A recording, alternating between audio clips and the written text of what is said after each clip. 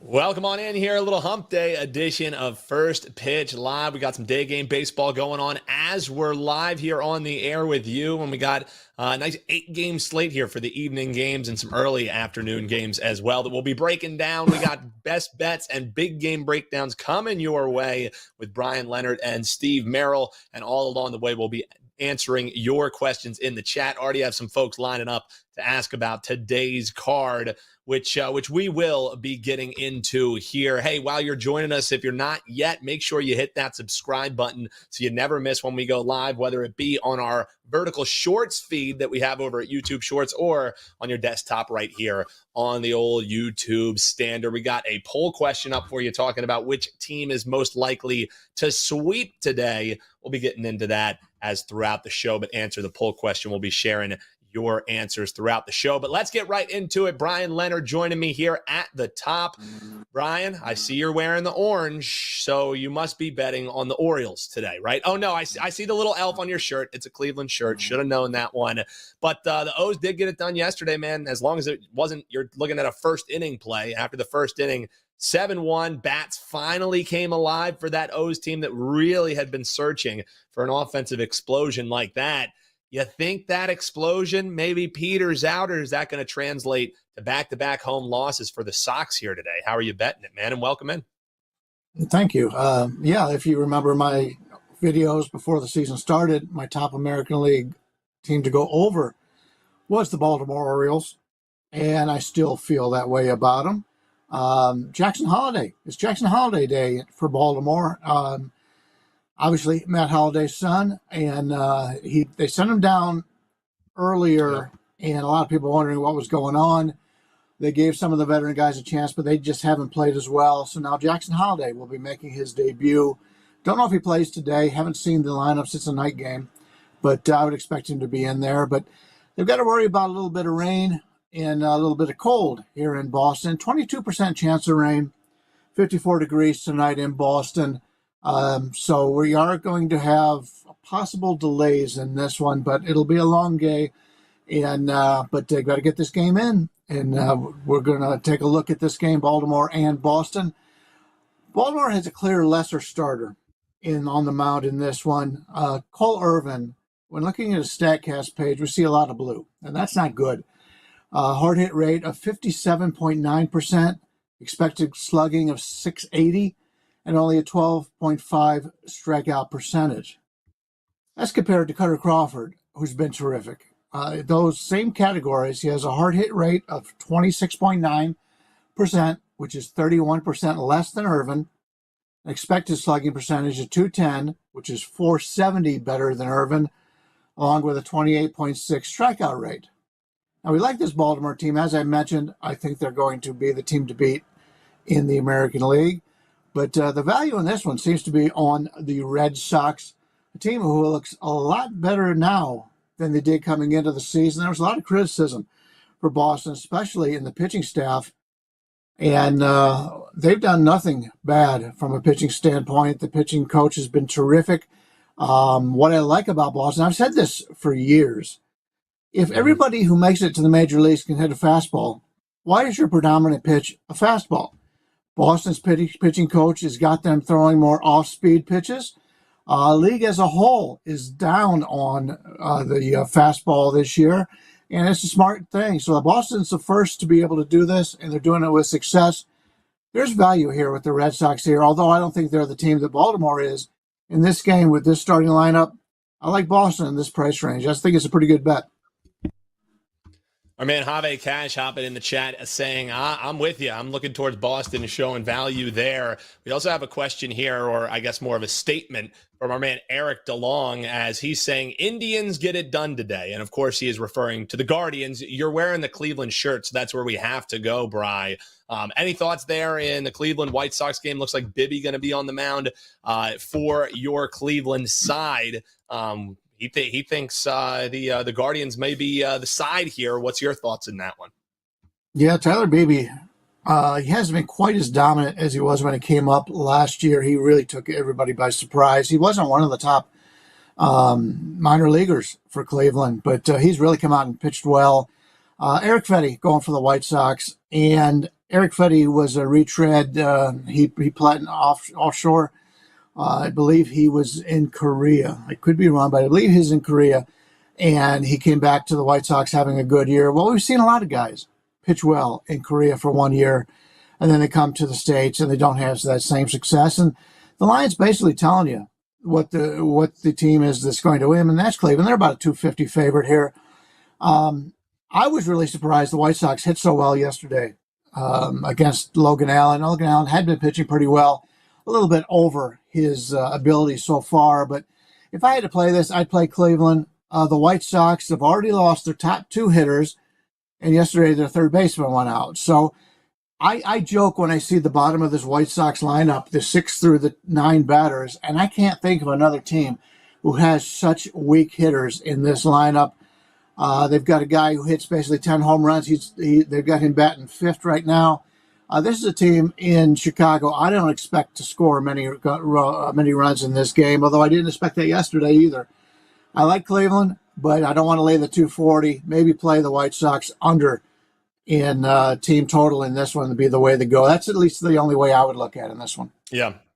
Yeah, a couple of different ways to potentially be betting that game. Hop below in the comments and let us know how you're going to be betting that. That's Brian Leonard, WT.buzz/BL. It's the quickest way to get to his page and get his all access for a month of plays plus an extra $650 a day. That's a deal on all of our cappers pages. Huge savings if you want to check those out. The list that we have, it's at WT.buzz/deals. Before we bring Steve Merrill in, I want to bring up this poll question that we have posted. The team most likely to sweep in their series games today. Looks like people thinking right out of the gate, Toronto going to get the sweep done against the Mariners. We'll circle back to that. But I want to bring in my man, Steve Merrill, WT.buzz/SM. Steve, happy you were able to join us here. Whether you're tardy or not, you're here, and that's what matters. You're not in detention like Teddy Cover's son. So you're at least here. You're at least ready to rock, brother. I had to. Wild stray shot to Isaac. If you don't know what we're talking about, check out WagerTalk today. Hashtag free Isaac. And you'll be... Yeah, hashtag free Isaac. The folks in the chat know, that's for sure. But Steve, I'm wondering for your big game breakdown, I mean, there's some decent games here on the card. Any stand out at you of where you could potentially find value? Maybe not quite best bet level, but a game that stood out to you on today's card. Yeah, a couple reasons why I had to come in a little late because I didn't know how to break to you that I cashed with your Phillies not scoring last night because I had the under in that game. So that worked out. But the big game breakdown I'm going to use is the other game I had last night, and that's Braves-Mets. And that did not work out great for me. I had the Braves. They won 6-5, but I used them responsibly and got the juice way down with the 1.5 run line. And, boy, it was looking like an easy 2-0 sweep in baseball last night for the most part. I mean, obviously a 3-0 under winner in that St. Louis-Philly game. But the Braves game, what was it? It was 6-0 in the 8th inning. 6-0 lead with a -1.5. Feeling pretty good about it. And then somehow they give up 5 runs in the 8th and 9th inning. They only win 6-5. Really frustrating. But I have no problem coming back with them today. I think they're probably the best team in baseball other than the Dodgers. Dodgers are pretty good, but this Brave offense is still explosive. They scored under their season average last night with only 6 runs. If they could only gotten to 7, I would have been fine with that run line play. But this is still a team that's basically putting up 5 runs or more every game. And in fact, they think they've done it every game but 2 this season. They've had 5 runs or more in 8 of their 10 games. They're averaging almost 7 runs a game. They're batting .309 as a team. And contrast that with some teams we've talked about recently, like the Mariners, Blue Jays. I had the under for a couple days. Had that 2 days ago as a free play here on this show. And I mentioned how both teams are barely hitting over 200 for the season, averaging like 3 runs a game. That puts in perspective how explosive this Atlanta offense is. Nothing was wrong last night. They still had 11 hits. They've had double-digit hits in 4 of their last 5 games. Mets have also hit the ball well, though. So, the 5 runs in the 8th and 9th might not be a total fluke, as they've had 9 hits or more now in 4 straight games, 11 hits or more in 3 of those 4. So, yes, I'd lean towards the Braves, as I pretty much do in every game they play, because I think they're one of the best teams in baseball. But the over 9.5 might be worth a look as well. Would have liked to gotten that key number of 9, but the over is definitely the only way I would play this total. So Braves and the over. It cashed last night. At least if you had the money line, it cashed. We're getting a little bit of a shorter price tonight with the Braves, so I like them here, and I like the over as well. Yeah, and one thing that I like to do whenever we're live here in the afternoon is just make sure I'm staying abreast on the different weather forecasts, different radars. And out of all the games this evening, that Mets and Atlanta game is probably the one we want to keep our eye on. It really depends on when there's going to be a band of rain that moves through, whether it moves through early on in the game or towards the end. That's one to keep your eyes on. If it does go through, Merrill giving you a bet in that one. The chat already saying 2 R's, 1 L in the house. They're happy that you're here, Steve. And guys, we'll start here before we get into some best bets and also roll with some of these questions. But the teams most likely to sweep the series in today's games, we're really looking at Toronto, Seattle. That's what the chat's saying. Over 88% of responders saying Toronto's going to get it done against the Mariners. The other game that we're talking about is Washington.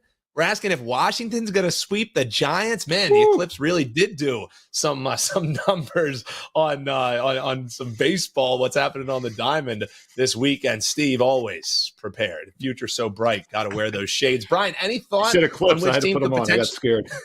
Yeah, exactly. Always ready to go. But Brian, for you, I mean, anything for this Toronto side? I mean, the chat's now it's up to 90%. Now that we're talking about it, it can't be that easy, can it? I mean, you're the dog whisperer. Tell me what we're doing here. Well, the problem is the other teams going for the sweep are big underdogs. And so it really doesn't give you much of a chance to play anything other than Toronto. So they're the process of elimination. You were also talking about possible rain. Now, it's the Cincinnati game with Milwaukee, Cincinnati. There is concerns there also for rain. That may be canceled. So I tried to stay away from anything that was going to be a possible rain situation when I was doing my handicapping today because, hey, the last thing anybody wants to do is spend all this time handicapping, give you a play, and then the game gets rained out, and it wastes not only an hour of my time, it wastes your time for searching out the best line on that game. So I'm always trying to get you the games that aren't going to be rained out. But, yeah, that's the situation there for me is, yes, the other two teams are big underdogs. Corbin against Hicks. Hicks, starting off at San Francisco, he's been very good, but he's a big favorite there. And as we talked about, I believe was it Oakland, Texas was the other one. So Stripling's about a 160, 155 underdog in that one. So I could see it happening with Oakland because Bradford is pitched well so far, but he is not known to be an ace by any sort. But, it would have to be Toronto to me if I was going to pick any of the three. Yeah, and Steve, for you, a question that kind of ties in with that is we had early on in the chat when we first hopped in here, even before the show, we already had Tyler Trumpet at the bit to ask, what do you guys think is the best way to fade Patrick Corbin today? And it ties in with that question because obviously that's Washington going against the San Francisco Giants side. I know you guys aren't as big into the props, but you do look at, first fives, shortening games, things like that. So you're probably not going to have a way to fade him in a pitcher strikeout prop or anything like that. But do you think he's worth fading, or do you think, hey, Washington might just be the side? How do you break that down, Steve?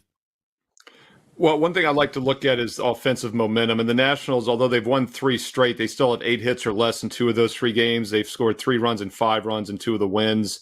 So I don't think they're exactly hitting the ball. San Francisco's not either, though. And San Francisco is ice cold. This team has gone 2-7 straight up their last 9. They've had single-digit hits in like 8 of their last 9 games. So for that reason, Corbin could have a decent outing just by default because the opposing offense isn't very strong. The other thing I'd like to look at, too, is recent meetings, at least going back to last year against the opponent, because the lineup is usually pretty much the same. Corbin faced the Giants once last May.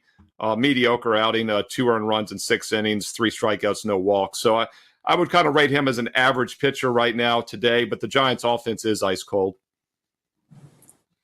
Yeah, and for those wondering, on the graphic there, you see Hicks, Corbin, our pitchers and whatnot. You see below the pricing that is on the run line. We're always reading to the chat and responding to what you're asking there. So we had some folks saying, hey, we know that the favorite is probably 1.5 on the run line. So could we get whatever the price is so we could factor that in? So the great work behind the scenes, if you're looking at the run line on that, that tells you what the prices are. Obviously, the favorite's laying the 1.5, getting the plus money And obviously sometimes that changes when you have the big time favorites. And then once we get into a couple months of baseball, probably we'll have to let people know we have some 2.5 favorites. Yeah, as I said, the Dodger graphic might have to be separate for everybody. Or the Oakland, Colorado graphics. Two ways to look at it, right?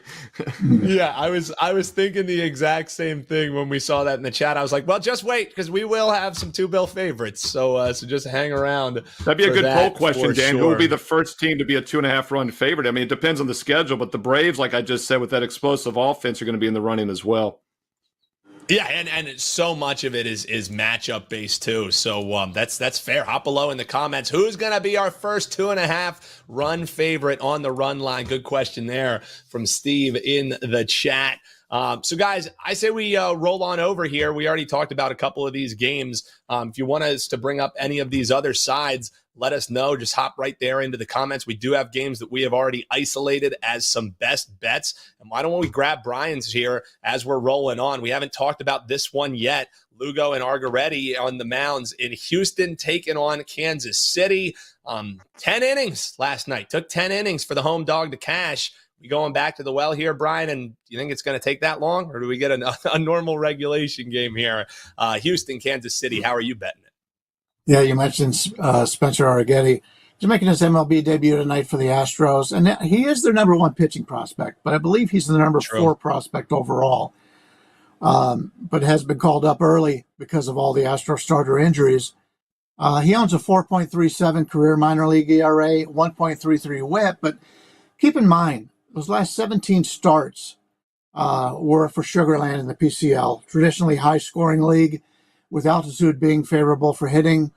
They're in the same league out here as Vegas and Reno and a lot of teams with a lot of altitude. So he hasn't pitched very well in that league, but overall, when you take that step up, it's a big step up even from this league. And what always concerns me is a lot of these PCL pitchers making their debuts are a little bit shell-shocked because they pitched in a league that gives up a lot of hits, a lot of home runs, and these are just minor league players. When they make that next step up, it's hard for them to be confident because of what they've been playing against in the minor leagues. So that could be something that concerns them a little bit. And the Houston bullpen may not be fully available, as the 4 back-end relievers combined for 62 pitches last night. And Hader's known for not pitching more than 1 inning and taking days off.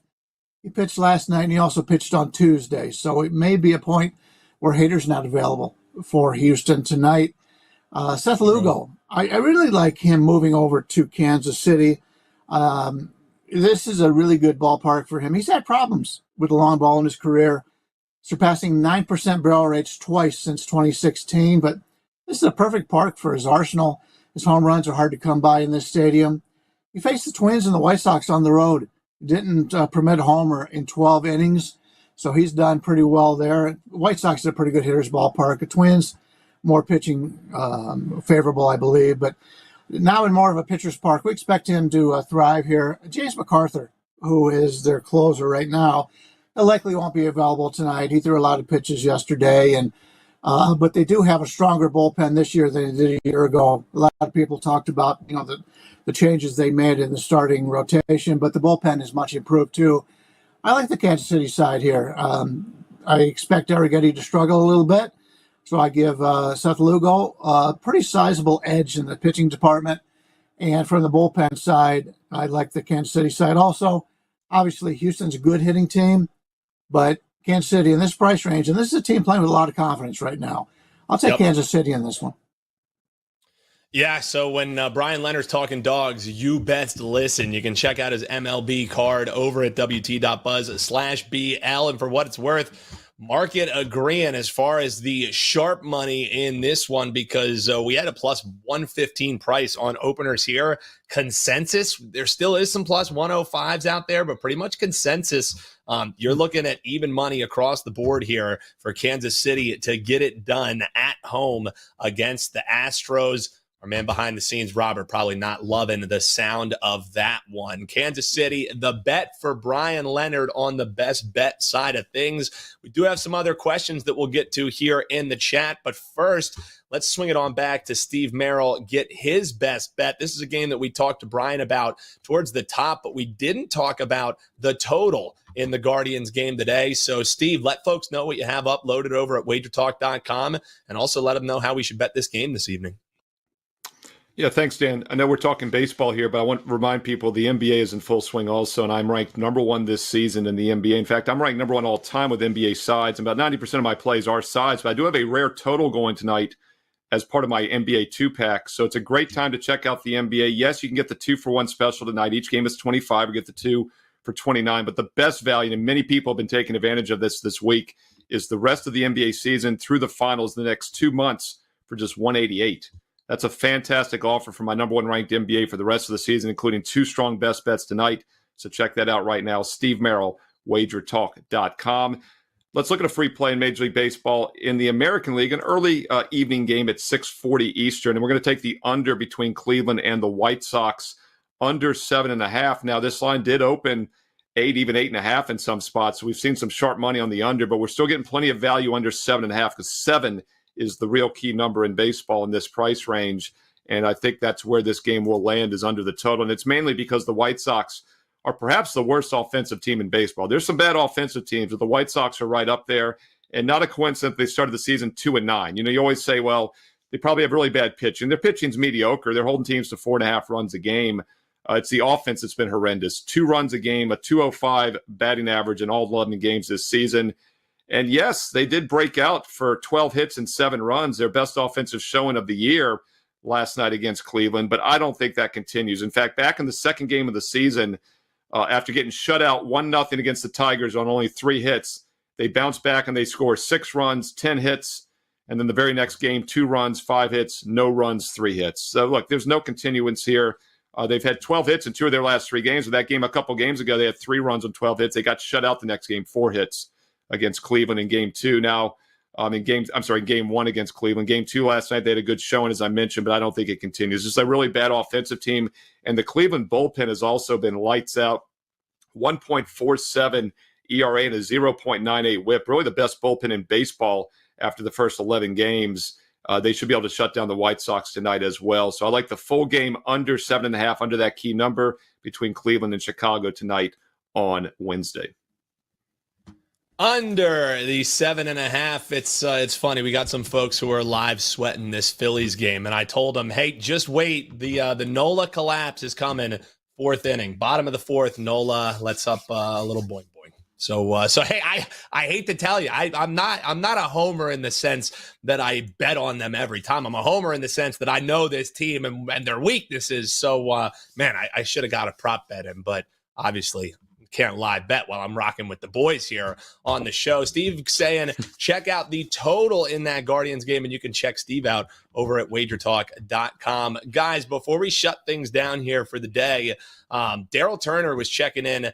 He was asking about the Brewers game tonight. He's looking maybe towards getting a wager there on the Brew Crew. I think it's an interesting pitching matchup, at least. Not saying that it's great pitchers on the mound, but the lefty Miley for Milwaukee, Hunter Green on the mound for Cincinnati. You saw the prices there on the screen. Either of you guys have anything? Brian, I guess I'll start with you. Liking the Brew Crew tonight, like our man Daryl in the chat? Well, I'm one of the guys who has an affinity for Wade Miley, but when he's healthy, he's very good. But this is his first start. They had to drop him down and, to the IL to start the season, but he's a guy that I really like. You take a look at his stats from last year: hard hit rate 31.3, which was excellent. Exit velocity 87.3. He keeps the batters off balance. Hunter Green's very good, but this is a guy who gives up a lot of long balls, and when you're pitching in Cincinnati, that's not a good thing. His hard hit rate was only 30.8 so far this season, so he's got some really good numbers. But pitching at home, and when his walk rate's 10.9, so he's going to put on more players than what Miley will. Miley's was 7.8 last year for his walk rate, which is pretty good. You don't want to walk people in this ballpark. I am somewhat concerned about the weather. So if I did anything, I may want to play first 5 innings as opposed to the full game. But Milwaukee's a team that seems to have a lot of value all the time because they're so good defensively. And for the most part, people don't pay much attention to the defense. When they've got guys on the hill that can give up ground balls and keep the ball in play, that's actually a good team to play on. If you're an Oakland A's pitcher and their defense is horrendous, that's for the last couple of years, that's as many bad things as Oakland does, their defense is the worst. And I don't want a guy pitching for Oakland unless he can strike people out, because he can be a ground ball pitcher and that's not going to help you. They're so bad defensively. So it's a good spot for Miley pitching for Milwaukee. But that's the only way I look here, maybe a first 5. But you don't know how many pitches he's going to throw because he hasn't really pitched a regular season game this year. And Steve, you were talking the total for your best bet. I'm wondering, I mean, you can obviously add to the side thoughts there, but any thoughts on that total? Opened at a 9. We're seeing pretty much 8.5 posted across the board there in Cincinnati. Anything on the total for you there, or you like Bryan just checking out, maybe looking at either side?